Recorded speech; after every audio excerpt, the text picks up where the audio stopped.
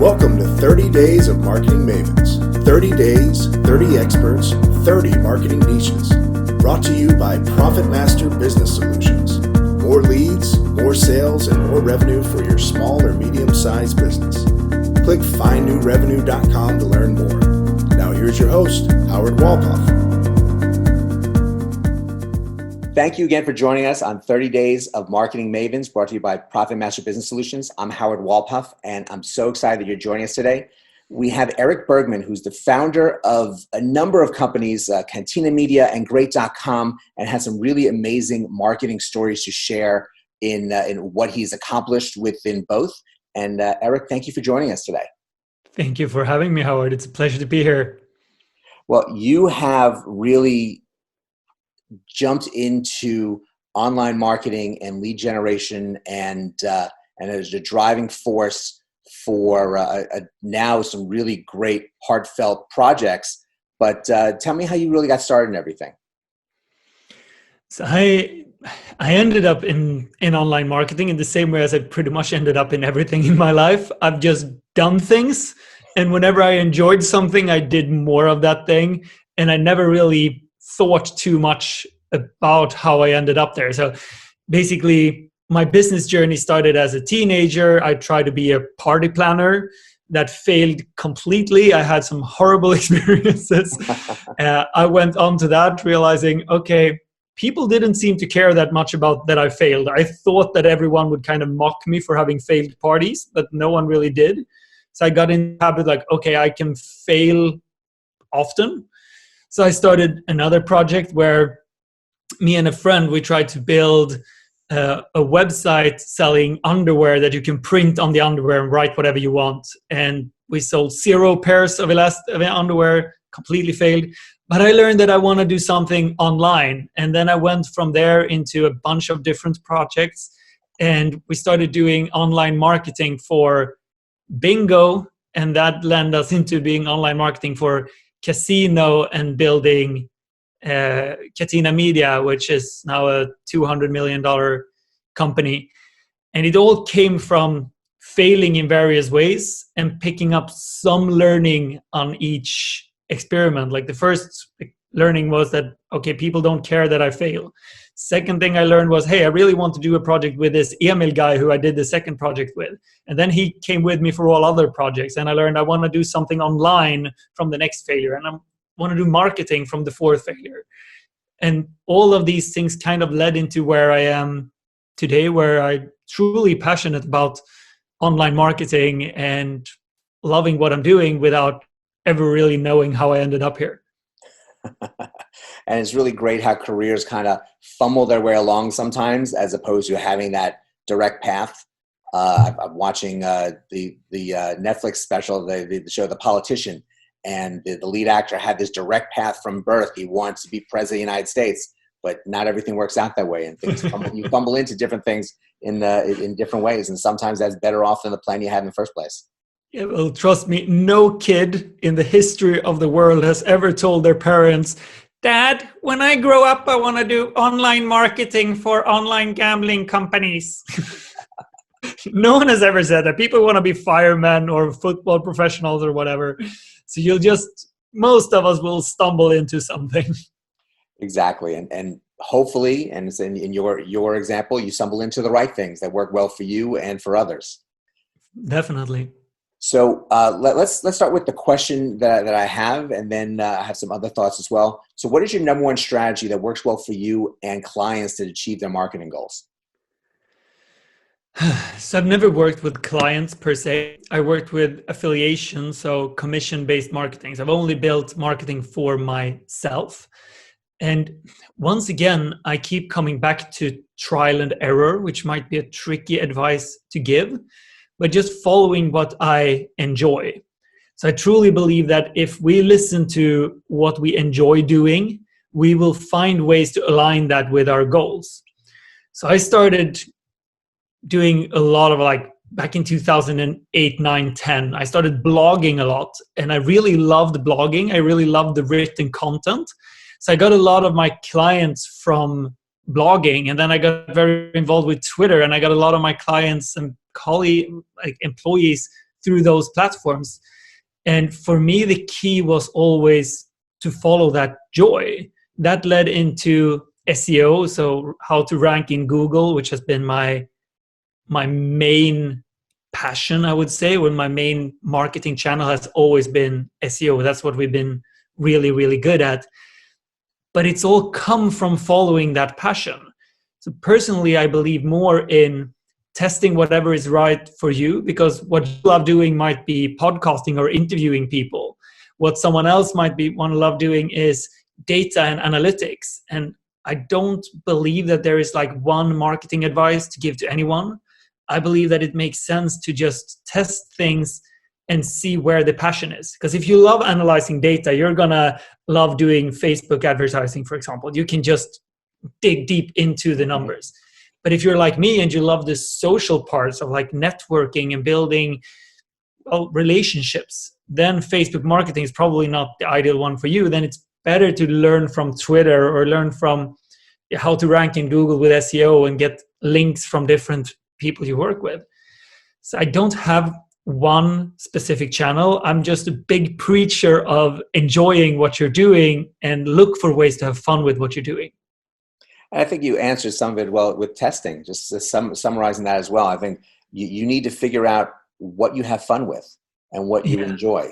And sometimes it's some of the more mundane data digging, and sometimes it's more the creative. And I think in life, that's how you kind of get through and figure things out for where your right niche is. But also with projects, and especially if you have the time to do them, sometimes you're pressed for demands on deadlines and budgets, and sometimes you have the chance to really build something.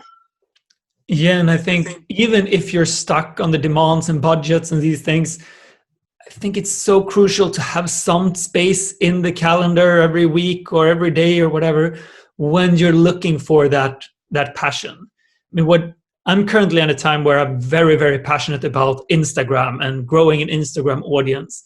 And I find myself thinking about Instagram in the shower. Like this thing, I could do this way, I could do that way. And it comes from a place of pure joy.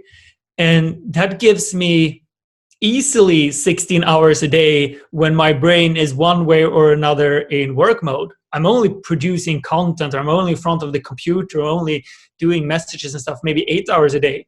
But just because I'm so filled up with passion for what I'm doing right now, I get another extra hours just my brain processing ideas, and it takes no energy. So what is it that right now is with what you're processing through your brain is the strongest concept of building an audience on Instagram right now?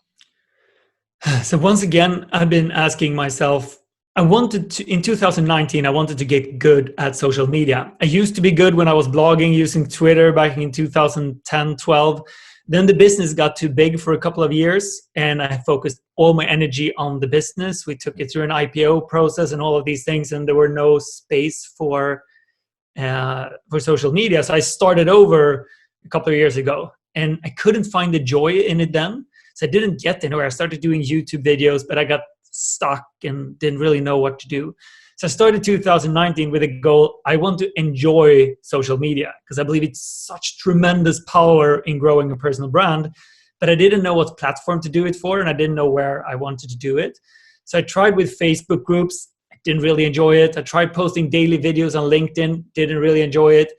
Started being really active on Twitter again. Didn't really enjoy it. And then I went to Instagram, and I found, okay, I like this platform because it's simple. You can get a long way with just one picture, and you can write a short caption, and you can schedule things in a way you can't do on Twitter. On Twitter, you need to be very active all the time. Yes. So I learned I like this format. And then I learned that you can borrow, quote unquote, a lot of things on Instagram. You can see what worked on another account, and you can just take that picture yourself or take that idea yourself. So I started applying something I learned about from Nathan Shan, who runs Founder Magazine. He had a strategy called the unicorn strategy, which was basically go into an account with a similar audience and look for posts that they have done that are generic, so like quotes or information or like funny stuff, and that have abnormally high like amounts compared to their other posts. So let's say they have an average of 2,000 likes on each post on a pretty big account. And then you look for posts that have 5, 6, 7,000 likes, and you know that this is a viral post because it's already been proven. And what I've done then is I just either take the complete picture, or I just take the concept and recreate it myself. And I write my own caption on it. So I put in my own thoughts and my own feelings into that, but it's visually already viral because it's already been proven on some other accounts.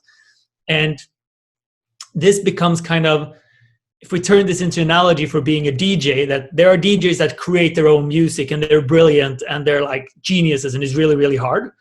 And then there are those who just take someone else's song and does a remix on it, still adds value, still makes something new of it, but then post it and you pretty much know that this is gonna work out pretty well.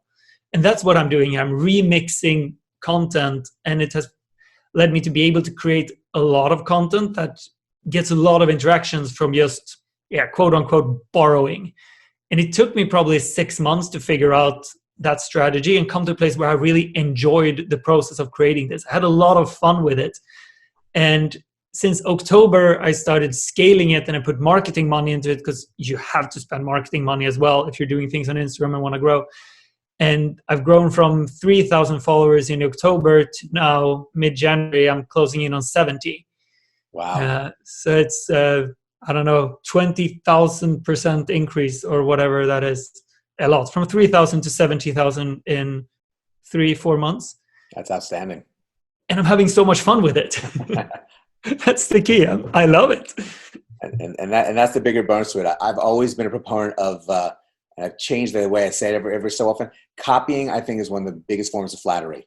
And you find someone is doing something right, you find the way to duplicate it, not word for word, but kind of have the same similar feel, and you can really grow from that in many different ways. Yeah. I'm a proud copycat. It's like, all the smart ideas have already been come up with from someone. I might as well borrow them. Exactly. So tell me, speaking of really great ideas, let's talk about Great.com briefly. Tell me how this got started and really what is this idea? Yeah. So Catena Media, my previous company, is similar to TripAdvisor, but within the gambling industry. Yes. So it has all the information you need about casinos and sports betting and stuff like that. And I left that company about 3 years ago, feeling that, okay, I didn't really know what I wanted to do, but I ended up feeling that I want to make something that's good for the world. And I come from the gambling industry. I was a professional poker player growing up. I loved that game. But I felt, okay, there is something more here. How could this be used in a way to make the world a better place? How can gambling be used in a way to make the world a place? And I ended up looking into what is called effective altruism, which is basically how can you use your own abilities to do the most good for the world, which for a lot of people is make as much money as possible and give it away to the most efficient causes in the world, the people who really need it, the ones suffering from extreme poverty that don't even have water. That it's better that I create a company that then can fund 100 wells in Africa than that I go down to Africa and I start and drill wells. Basically, that's the logic. And I fell very passionately in love with the idea of building something that generated money for those causes, and especially being able to use it with the gambling industry that is pretty much as far from charity you can come. So Great.com is going to be, well, it already is, a company that does casino marketing with the intention of moving money from the gambling industry to the climate change. So we really want to focus on the climate change. We feel that that's the most urgent and pressing matter there is. So we basically want to make money once again from search. So we're not doing TV campaigns or anything like that. So if you're searching for a casino, you're already going to play casino. You come to us and we'll guide you and direct you. And instead of investing our commissions in even more marketing, we're going to donate all of that commissions into the most efficient climate change organizations in the world. That's incredible. And it's incredible in the fact that there's such a need, and the fact that you're filling that need, and in a way of taking monies to places that, again, you said do not have these resources, that are struggling and need these resources. And you would hope that there's more of this in the world of what you're providing. And it's good that you're leading by example, and the hope that there'll be many others to follow in methods like this. Yeah, that's my hope as well. Well, I really hope for amazing success with what you're building with this, and you definitely have the background online to drive the efforts and energies to do that. So I get heartfelt best wishes on making the world a better place. And thank you very much. Also a really appreciative thank you for joining us on in this interview. I really enjoyed learning more about what you've accomplished and your thought process in doing so. And that's really what I'd love to be sharing with people. Thank you for having me, Howard. It's been a pleasure. All right. And thank you everyone for joining us today. 30 Days of Marketing Mavens. And we hope to see you soon.